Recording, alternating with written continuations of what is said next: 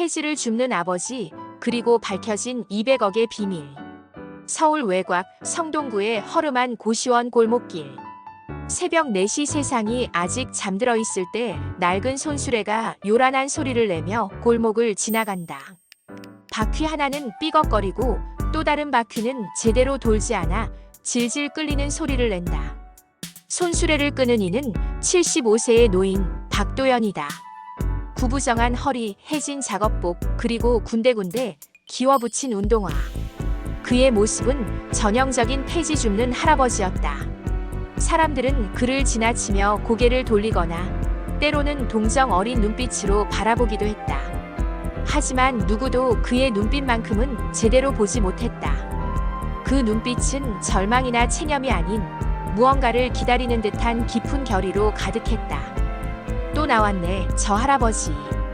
고시원 관리사무소의 김 사장이 창문 너머로 도연을 바라보며 혀를 찼다. 그는 도연을 거지 할아버지라고 불렀다. 월세 35만 원짜리 3평 남짓한 방에서 혼자 살며 매일 폐지를 주워 연명하는 불쌍한 노인으로만 알고 있었다. 저 나이에 뭐하러 그렇게 고생을 하는지 몰라. 자식들이 있을 텐데. 하지만 김 사장이 모르는 것이 하나 있었다.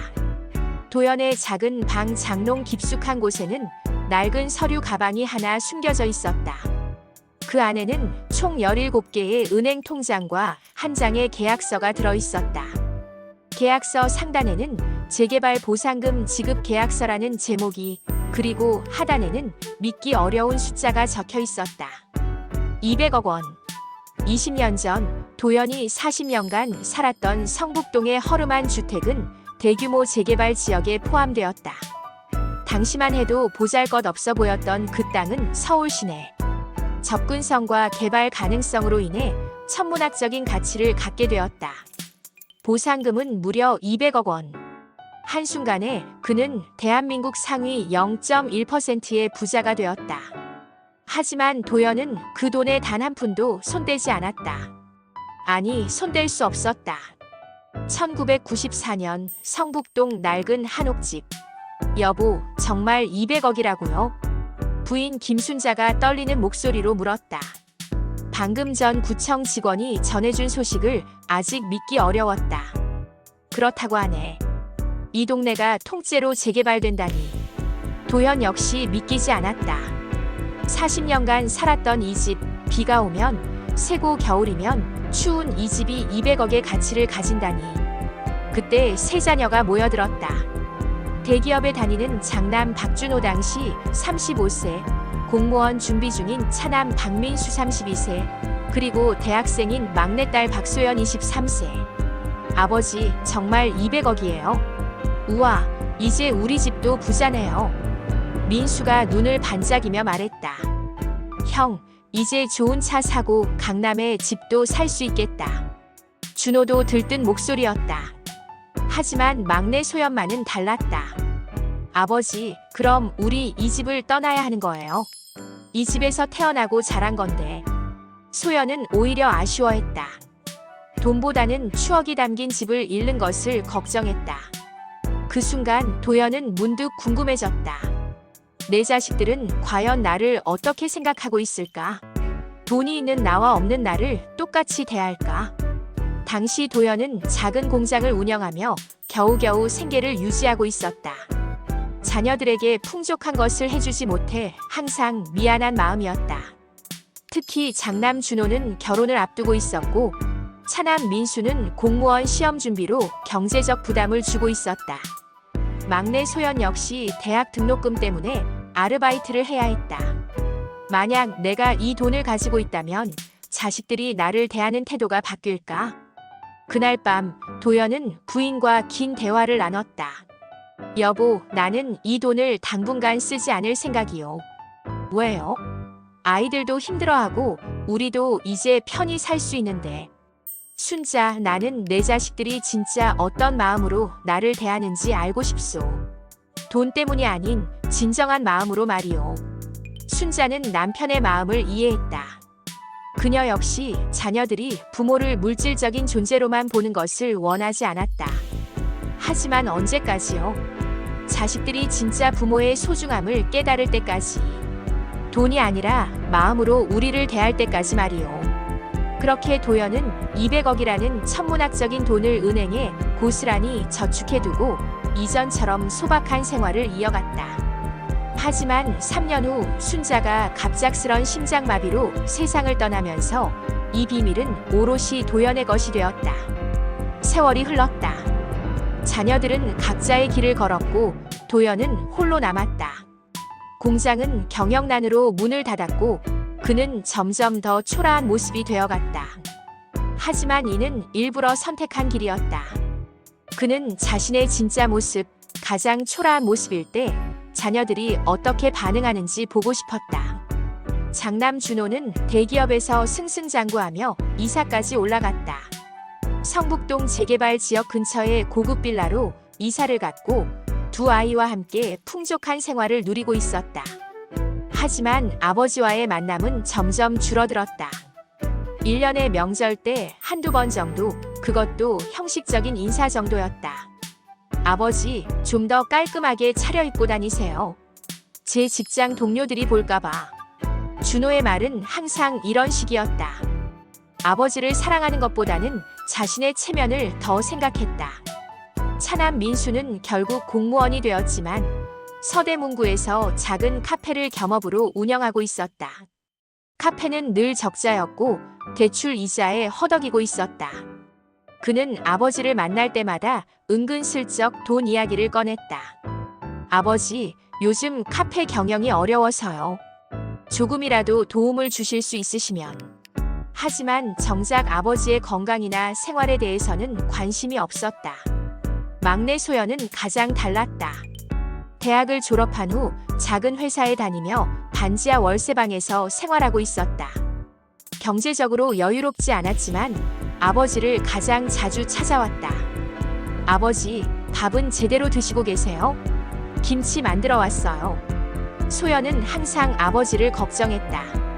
비록 가져올 수 있는 것은 직접 만든 반찬 정도였지만 그 마음만큼은 진짜였다. 2023년 겨울, 도연은 75세가 되었다. 20년간 지켜본 자녀들의 모습으로 어느 정도 답은 나와 있었지만 그는 마지막 확인을 하고 싶었다. 진짜 극한 상황에서 누가 자신의 곁에 남을 것인지. 이제 정말 확인해 볼 때가 된 것 같구나. 도연은 더욱 초라한 행색을 하기로 했다. 오래된 작업복에 의도적으로 때를 묻히고 손에는 붕대를 감았다. 마치 큰 부상을 입은 것처럼 보이도록. 그리고 세 자녀를 차례로 찾아가기로 했다. 그날 아침 도연은 평소보다 일찍 손수레를 끌고 나섰다. 하지만 폐지를 줍는 대신 성북동으로 향했다. 장남 준호의 집으로. 성북동 고급 빌라 단지. 깔끔하게 정리된 조경과 고급 승용차들이 주차된 모습이 도연의 초라한 행색과 대조되었다. 경비실을 지나며 경비원의 의심스러운 눈빛을 받으며 도연은 장남의 집 앞에 섰다. 딩동. 한참을 기다린 후 준호가 문을 열었다. 깔끔한 정장 차림의 준호는 아버지를 보자 순간 당황했다. 아, 아버지? 왜 이런 모습으로? 준호는 재빨리 주위를 둘러보았다. 혹시 이웃들이 보고 있지는 않은지 확인하는 모습이었다. 아들아, 아버지가 다쳤다. 손이 아파서 병원에 가야 하는데. 도연은 일부러 붕대로 감싼 손을 내밀었다. 아, 그래요? 그럼 집으로 들어오세요. 준호는 어쩔 수 없다는 듯 아버지를 집 안으로 들였다. 하지만 그의 표정에는 반가움보다는 당황스러움이 더 컸다. 넓은 거실, 고급 가구들, 벽에 걸린 준호의 표창장들. 모든 것이 성공한 삶을 보여주고 있었다. 아버지, 차라도 한 잔 드릴까요?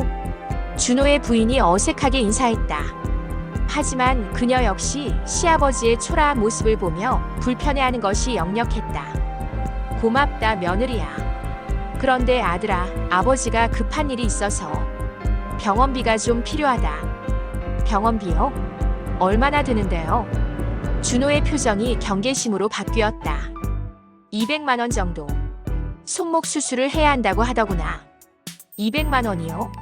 아버지, 그게 어디 쉬운 돈이에요. 저도 대출 이자에 애들 학원비에. 당장 그런 큰 돈은 어려워요. 준호는 즉석에서 거절했다.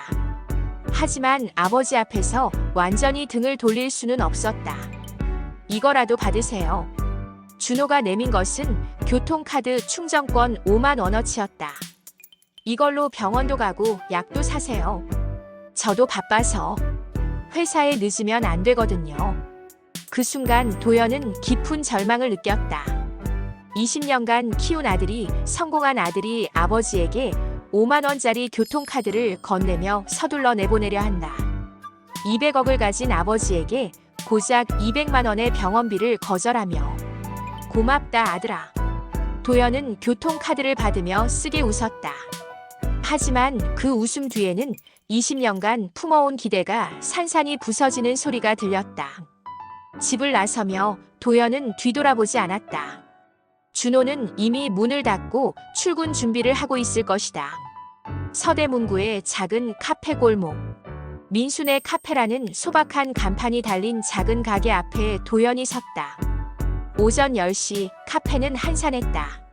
손님은 한 명도 보이지 않았다. 아버지. 민수는 아버지를 보고 반갑게 달려나왔다. 하지만 그의 반가움에는 어딘지 계산적인 면이 있었다. 아버지, 오랜만이에요. 커피 한 잔 드릴까요? 고맙다 민수야. 도연은 카페 안으로 들어갔다.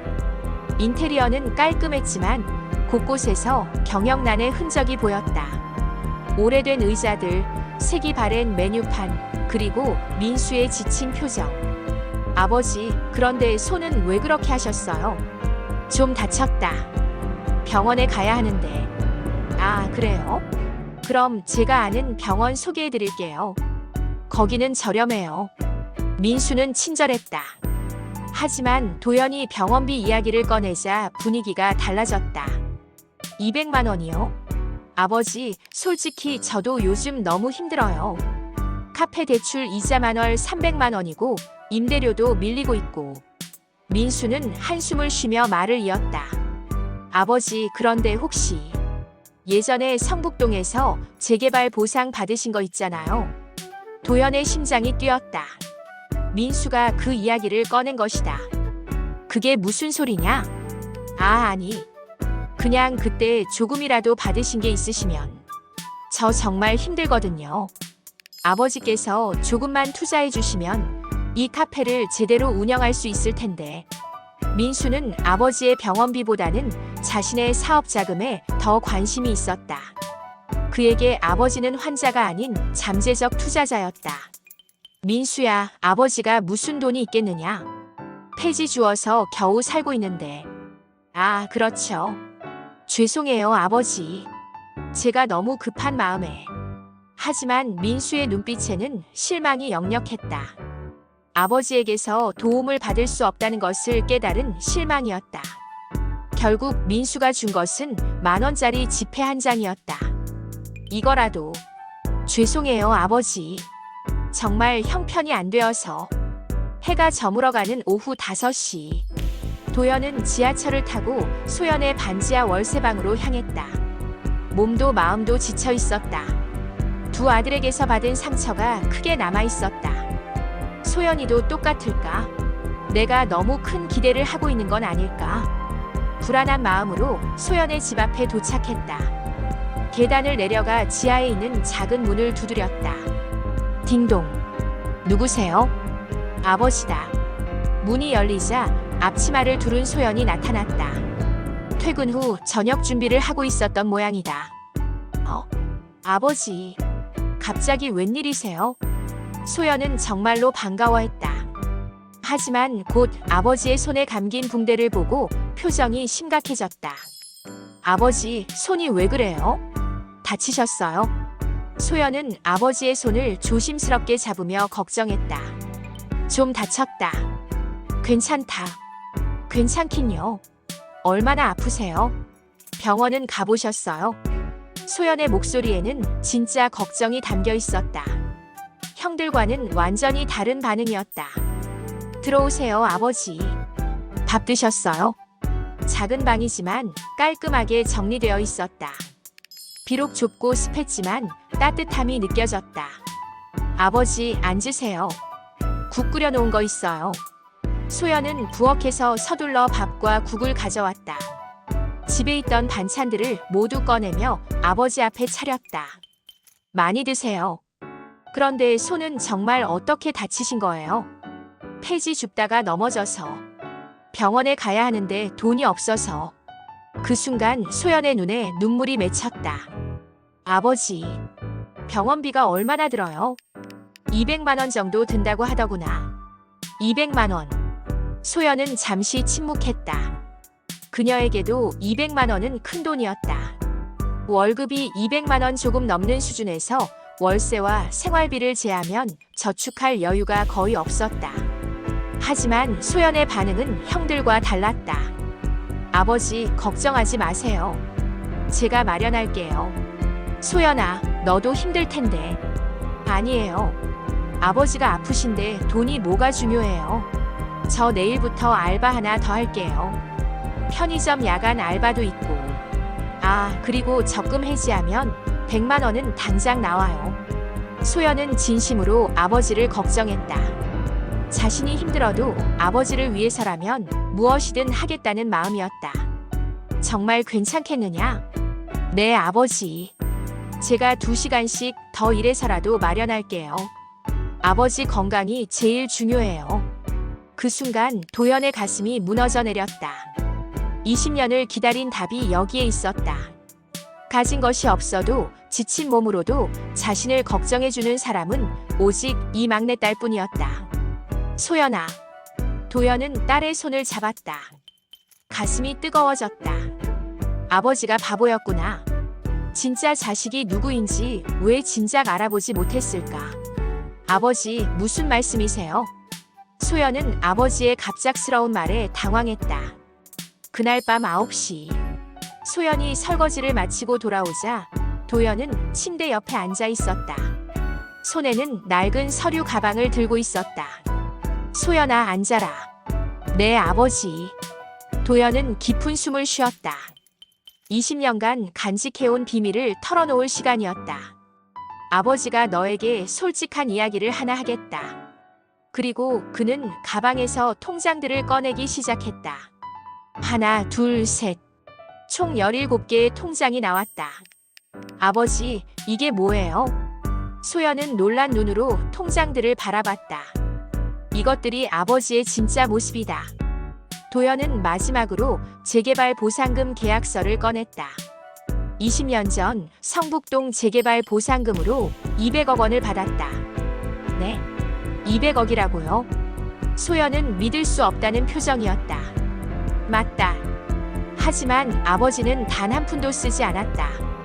왜인지 알겠느냐? 소연은 고개를 저었다. 너희 3남매가 아버지를 진정으로 사랑하는지 돈 때문이 아닌 진심으로 아버지를 대하는지 알고 싶었단다. 20년을 기다렸다. 오늘 그 답을 찾았고. 도연은 소연의 손을 잡았다. 소연아, 너만이 진짜 아버지의 자식이구나. 가진 것이 없어도 아버지를 걱정해주고 자신이 힘들어도 아버지를 위해 희생하려 했구나. 소연은 눈물을 흘리기 시작했다. 아버지, 저는 돈이 필요 없어요. 아버지가 건강하시고 제 곁에 계셔주시는 것만으로도 충분해요. 착한 것. 하지만 이제 아버지가 너에게 다 줄 거다. 이 200억 원 모두 내 것이다. 아니에요, 아버지. 오빠들도 있는데. 아니다. 오빠들은 이미 아버지를 잃었다. 부모를 돈으로만 본 순간 그들은 자식이 아니게 되었다. 3일 후 소연의 집에서 벌어진 일은 도연의 예상대로였다. 어디선가 소문을 들었는지 준호와 민수가 급하게 찾아왔다. 소연아, 문 열어. 아버지가 거기 계시지? 우리 아버지 만나러 왔어. 소연이 문을 열자 두 오빠가 급하게 들어왔다. 그들의 눈빛은 탐욕으로 번뜩였다. 아버지, 200억이 정말 있다는 게 사실이에요. 민수가 다짜고짜 물었다. 그동안 우리한테 숨기고 계신 거였어요. 어떻게 이런 돈이 있는데 우리에게 한마디도 안 하실 수가 있어요. 준호도 목소리를 높였다. 두 아들의 얼굴에는 평소 보기 힘들었던 분노와 원망이 가득했다. 진정하고 앉아라. 도연이 차분하게 말했다. 하지만 두 아들은 앉을 생각을 하지 않았다. 아버지, 우리는 그동안 얼마나 힘들게 살았는지 아세요? 회사 운영하느라 얼마나 고생했는지 아세요? 그런데 아버지께서는 이런 거액을 숨기고 계셨다고요? 맞아요. 우리가 사업 자금 때문에 얼마나 고민했는지 모르세요? 은행 대출 받느라 얼마나 머리 숙이고 다녔는지. 도연은 두 아들의 모습을 조용히 바라보았다. 그들의 눈에는 아버지에 대한 사랑이나 걱정보다는 오직 돈에 대한 욕심만이 가득했다. 그 돈, 어떻게 생긴 거예요? 설마 불법적인 방법으로? 아니야. 도연이 단호하게 말을 끊었다. 모든 것이 합법적으로 얻은 것이다.